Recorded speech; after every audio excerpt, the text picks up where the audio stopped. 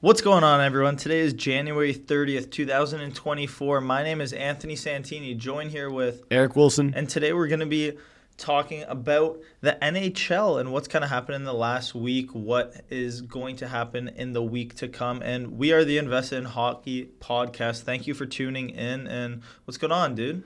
Not too much, honestly. I say not too much, but things have just been great. So when you're rushing through things, sometimes the days go by quick. What you're doing, when you love it, it goes by fast. So honestly, I've had lots of fun with what's been happening the last week. How about you? Yeah, dude, it's been a chill week. I mean, today, obviously, starting off the day early, hit the gym, which is always nice. Woke up early, went to bed pretty late, which doesn't really balance each other out. But, looking to fix that, doesn't matter.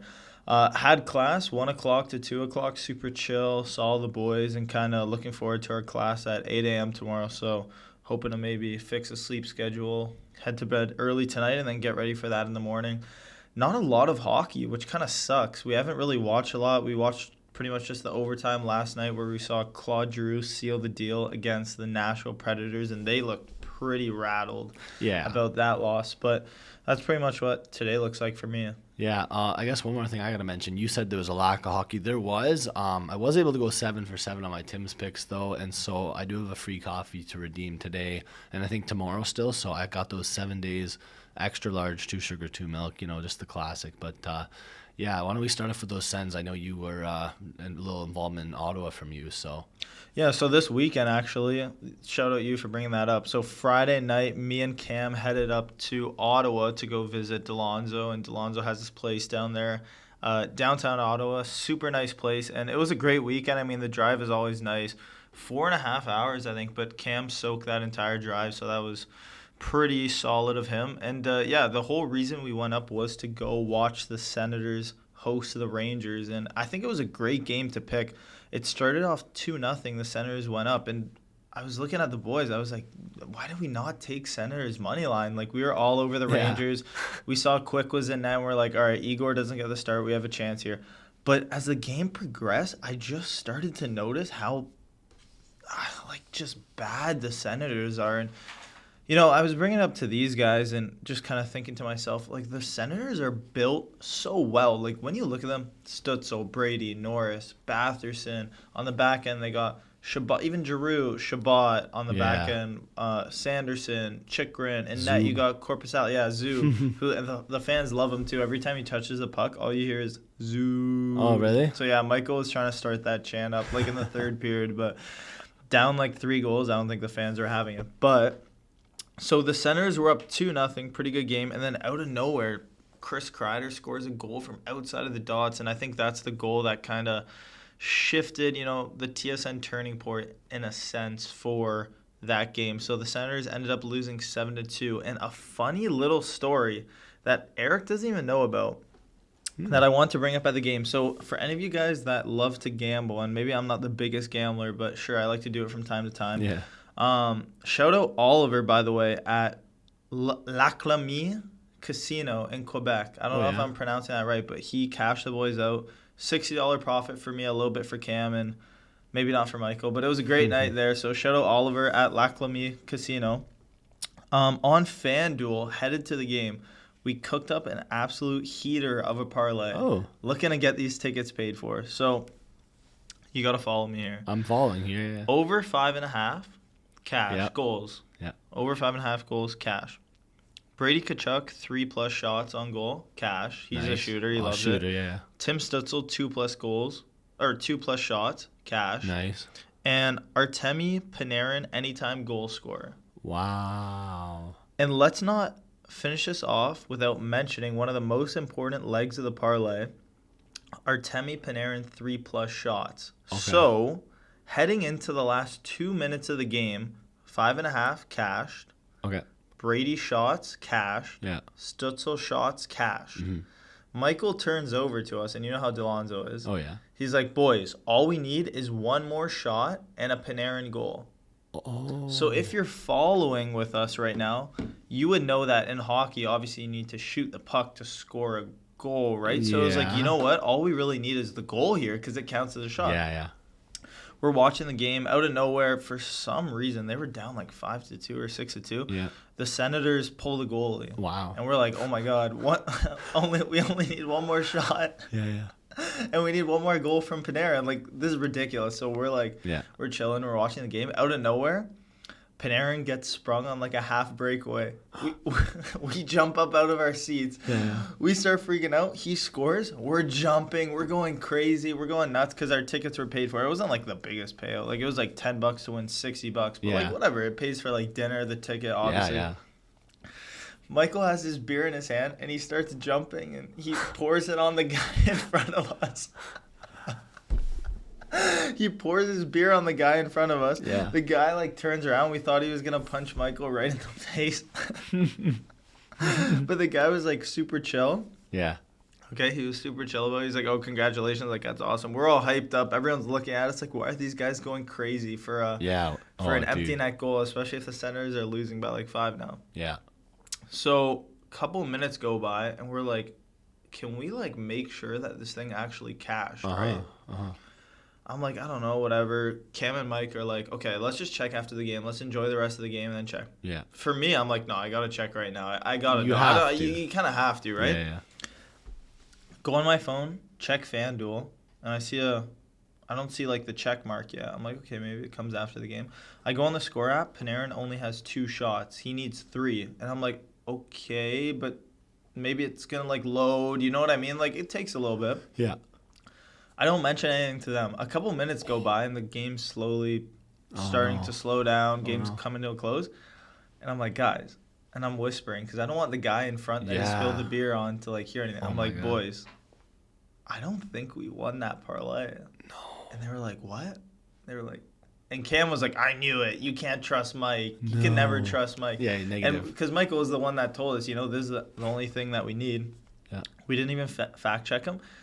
Double check, parlay loss. And I was like, boys, do not mention don't start saying we lost because this guy that you spilt the beer on his hat, on his jacket, is going to turn around and be like, what the hell, man? I just got a beer spilled on me. What, for nothing? So, story went a little bit longer than I expected. But overall, that's a funny little story of what could have been a free ticket and borderline a free weekend. But shout out the boys for a great weekend and looking forward to the next one. Yeah, had some fun. That's all that matters. So I love that story from you. Not too shabby. Not too shabby.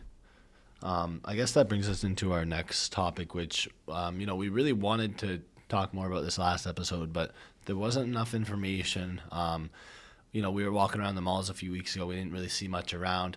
And then yesterday we were both at the Penn Center there. We went to Lids and we saw some pretty sick merch for the NHL All-Star Game. So that kind of leads us into that. What do you have to say about this All-Star weekend coming up? I mean, it's going to be definitely exciting, and I'm looking forward to the All-Star Game. I think, like you mentioned, you didn't see a lot of hype before, it's late January now, turning into February. But you would think, even though it's in Toronto, maybe the NHL in mid-November, December would start trying to sell some memorabilia in a sense. Yeah. But it feels like in the past week, there's just been a flurry of ads on the television, stuff at the mall. So, you start to see that All-Star logo so much more often now. Mm-hmm. And I mean, I don't think that's a negative aspect of the weekend at all, but I think that if you were able to build a little bit more hype coming into maybe Christmas, you would see maybe a lot more kids get a ticket for Christmas or a sweater for Christmas, you know what I mean? So kind of just an idea to build the game a little bit more, but nonetheless, I'm looking forward to what should be a great weekend. I know McDavid's going to be there, Matthews, a little bit of rumors if Jack Hughes is going to be back to play. Yeah. So a lot of star power is going to be in Toronto this weekend. Oh yeah. I want to go back to what I was saying about the mall. I was a little, in terms of that hype you were saying, I was a little disappointed because I went into Lids and I saw these All-Star hoodies. And then I asked the guy who was making the hats, I'm like, can I just can I get a custom hat and throw the All-Star patch on? And he's like, no, we don't have the licensing and the rights to use it. And I'm like, come on, at some point you just got to question, why are these hats $65 if you can't fully customize them? Yeah, that's right. I mean, I guess from that, I get it. You can't just toss the NHL logo anywhere. We just saw that actually. I don't know if you saw, but I'm not sure how to pronounce the last name, but a San Francisco 49ers player. His wife has been making jackets for some of the players. I don't know if you saw that. She made the jacket for Taylor Swift. It was like a custom one for Travis Kelce. And it was just yesterday or just this morning where she got the official licensing of the NFL to actually use some of the team logos and the NFL logos. So I know copyright and using logos is a big, it's a big thing. You have to obviously, there's a lot of money involved with it, but I can definitely see where you're coming from where, Yeah. why are these hats at Lid so expensive? Like, why does it have to be Yeah. like 70 plus bucks after tax? What? Like, for what? I know Lids has been around for 20 plus years. How do you not have the the authorization to do things like Team North America? Even that's what I asked too. Like, come on, at some point you got to question it, right? So that was just a bit of another off-topic thing. But one guy who's going to be at the All-Star game is Zach Bell, always hockey, who growing up, he kind of bloomed while we were pretty young, and it was kind of sick following him. So I'm super excited to watch a guy like him in that celebrity aspect. I don't know about you, but Yeah, I mean, Zach Bell, I don't know enough about him too much. I've seen him like around Instagram, and he's been doing so many things with the NHL this year. I've started to Yeah. realize that the NHL is kind of implementing some of, these star powers into, the game to kind of represent them. And we are seeing that with Team Nathan McKinnon is going to have a special guest on the bench. Tate McRae, who a lot of people are big fans of. Yeah. But, I mean, going back to Zach Bell, like, it's cool in general to see all these people coming to the event. Like, they're going to Yeah. enjoy it. And I actually had a question for you because I was on TikTok, and I don't know how, reputable watching TikTok is for information, but is it Zach Bell that got into, like, an accident? Was he, like, a motorcyclist and he got into an accident or something? Like, I don't know if you even know, but So you're right to some extent. It wasn't a motorcyclist accident, and it wasn't a motorcycle thing, but he got like concussion trouble and things Oh, like that. really? He had to quit hockey. really? So like during his junior career, so he it wasn't motorcycle related, but maybe you're thinking of someone who played hockey, aren't you? I don't know. Well, because the reason that I say it is because I think Zach Bell made a TikTok that said something along the lines of, I'm really happy I'm in this position after my accident or Yeah. accidents maybe. And then I went to the comments, and you know how there's that little blue line where it has like the text that you could look up? Oh yeah. Press it was like Zach Bell injury video, and then it went to like a motorcyclist. So I wasn't exactly sure. I could have been Yeah. like completely wrong, and maybe people are like listening to this and they're like, I can't believe like, this guy actually thought that like those two had like some sort of correlation. I don't know. At the end of the day, let's move on to our next subject, but this is going to be the last time where I come to the pod using information yeah. from TikTok. Hey, no Twitter either. I don't like that whole Twitter comparison to TikTok. You know how it is. Oh, but, yeah. Yeah. Okay, I'll let you introduce the next one. Yeah. No, I definitely agree with you regarding Twitter. But for our next topic, talking about the NHL All-Star break and kind of moving into looking at, your team. How do I want to say this?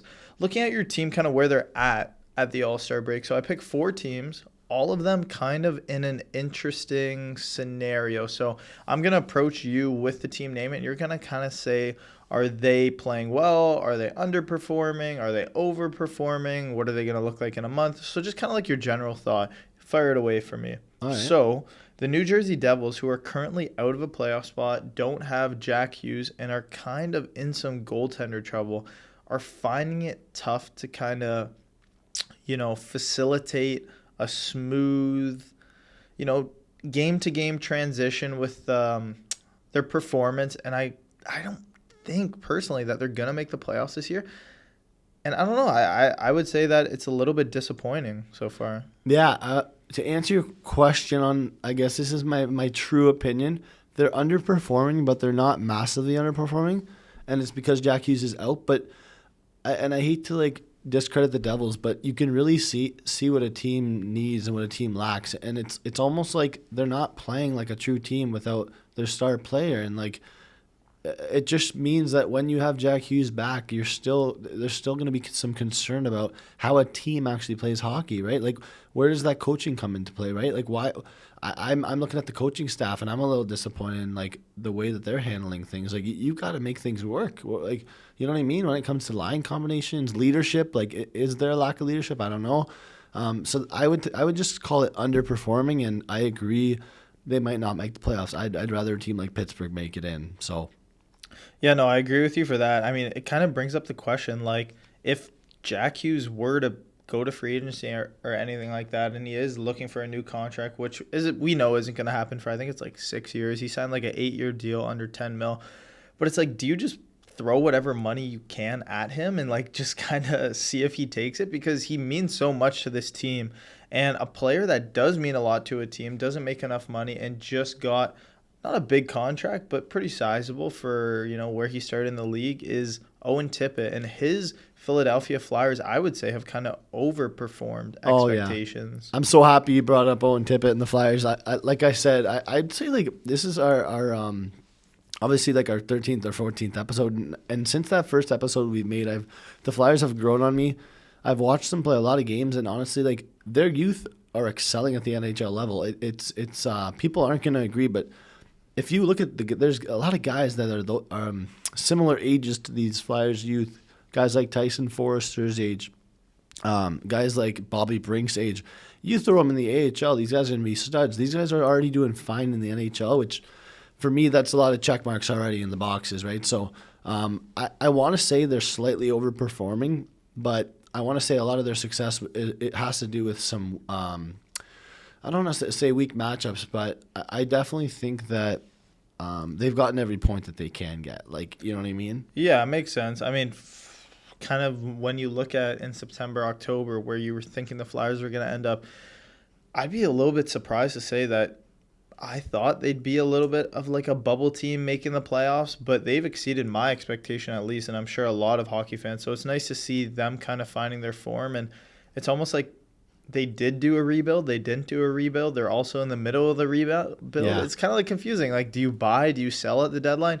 Who knows? It's working out, so if it ain't broke, don't fix it. But for the Edmonton Oilers, a perfect situation of if it ain't broke, don't fix it. Stuart Skinner is massively overperforming, I will say, because I was watching the news this morning, and I was, do I want to say polite, or what's the word I'm looking for? Pleasantly surprised to see that the trade rumors of Stuart Skinner have officially been wiped off the map. All the rumors of do the Oilers need a new goaltender? Like, people were talking, saying, could he be the starter for Team Canada in 2026? Wow. And when I heard that, I was like, okay, the recency bias is very aggressive. However, I know where they're coming from. Yeah.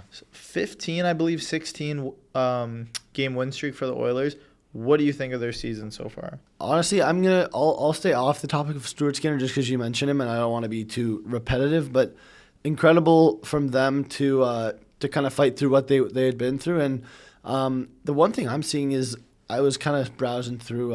It was Twitter, but it wasn't. I don't want to bring up Twitter too much, but it was an altercation that McDavid and Draisaitl had in November. I want to say it was November 12th.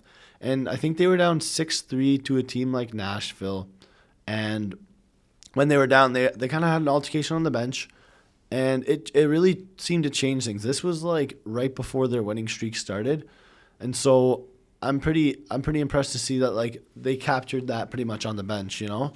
Honestly, though, I don't have much else to say other than like they've overperformed in this recent stretch. But overall, they've been good, like, you know? Yeah, definitely. I mean, let's see if they're able to sustain that going into the playoffs. I know looking back almost 5-6 weeks ago, we were saying, should the Oilers just blow it up? Will McDavid leave?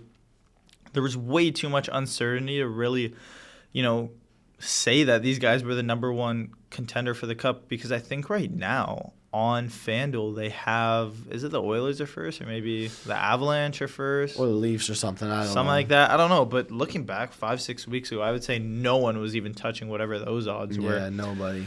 Whatever. No big deal. But yeah. Something that we wanted to bring into the segment, something a little fun, a little bit of a fantasy hockey debate that we had last night. And I kind of proposed, so for anyone that does play fantasy hockey, there's obviously a little bit of discrepancy between what, style. Is it a points league? Is it a categories league? So we're going to be talking from our league that we use, where it is solely category based. So categories are what? Goals, assists, power play points, penalty minutes, shots, face-off wins, hits, blocks, Yeah. and that's it for players. Yeah. Correct? So, wow, that was pretty good, actually. Good for job. Me. You Wow, got them all. maybe You got I'm all on, the player ones. maybe I'm on the app too much.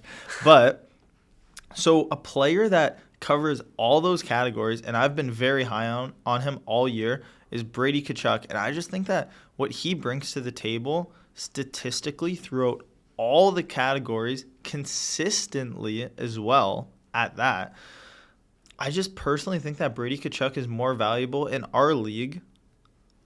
And that's not to say that Brady Tkachuk in general is more valuable in every league possible, but I actually do want to put this one on the record that Brady Tkachuk is more valuable in our personal league than Connor McDavid. So that's my statement, and I want you to counter it or maybe agree with me even. Who knows? All right. Thank you, first and foremost, for making that a clear statement that you're talking our league. Now, our league's not some sort of like truly unique league. A lot of leagues look like ours.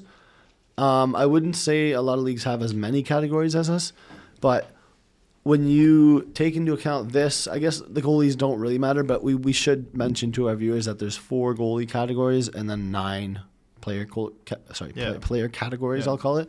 So I'm going to counter it just to make it interesting, but I guess my true take is that they're not far off. I just personally have trouble saying that Connor McDavid's not the most valuable fantasy player in our league, and that's just because if I was entering a draft tomorrow and I had the first overall pick, I would have to take Connor McDavid, and it comes down to so many things. We could talk positioning, we could talk about those categories that are hard to get, but I just think that if you have Connor McDavid as that staple centerman, and then you wait to draft your second centerman till, let's call it, the 12th round, your centers are still going to be better than everyone else's in the league, I think. Yeah. Like, I think you can get an absolute stud in the 12th round. Great example, Claude Giroux, right? A guy who wins faceoffs and has center right wing. Or we've seen a lot of guys with center left wing. I think Elias Pettersson now has it. Who now he does. You might be able to get him in like the 4th round, let's call it. I'm not too sure, but I love Brady Tkachuk as well. I know we're both high on some of those young studs on the centers, but I totally can understand where you're coming from on that take, and I would love our viewers to chime in. So definitely let us know in the comments, guys, what you think of that. And I think it just makes me want to mention this last fantasy player before we head out of the pod. But Jeremy Lauzon, if you guys play fantasy hockey, Jeremy Lauzon leads the NHL in hits by over 50 now. I think he leads it by 52. Absolute stud for the Predators, number 3. Former Bruin. We're both Bruins fans, in case you didn't know. But honestly, if you play fantasy, he gets hits, blocks, some penalty minutes, couple shots, and he scores the occasional goal. Some snipes from the point. He's not better than Roman Josi, but he might be up there. Honestly, it's nice to see these guys that don't probably get mentioned on a podcast ever. I don't think a guy like Lauzon's ever been mentioned on Spit and Chuckets, right? So No. maybe we're the start of something new here. So definitely that's why you should be invested in hockey here and definitely join in the community. So yeah, Jeremy Lauzon, his stats this year have just been absolutely ridiculous, and it kind of goes to show why you can roster a player like that in our league, a category league where you need hits. He has 199 hits this season, about to hit 200. Wow. And the second place, Dakota Joshua, has 143. So to pair that with, I think it was 63 penalty minutes, like that's pretty good coming from a guy who probably is just sitting on your waiver. So if you are playing fantasy hockey and you're looking for a player that can get you hits, if it is valuable in your league, definitely go pick up Jeremy Lauzon. Yeah, and I think that's a great way to kind of wrap things up. I think it's nice to end on an interesting topic there, not just our classic predictions or not just our classic team preview or team review. So we're gonna end it off there, and just as a preview for next week, we are going to be mentioning a new team's roster for the 2026 Olympics. We won't reveal that yet, but it won't be Sweden, it won't be Finland, it won't be Canada, and it won't be the States. So you guys can figure that out for yourselves, but thanks for your time, Anthony. Yeah, no problem, dude. Today was definitely fun, and looking forward to doing a ton of homework tonight. All right, enjoy, buddy. Cheers. Cheers.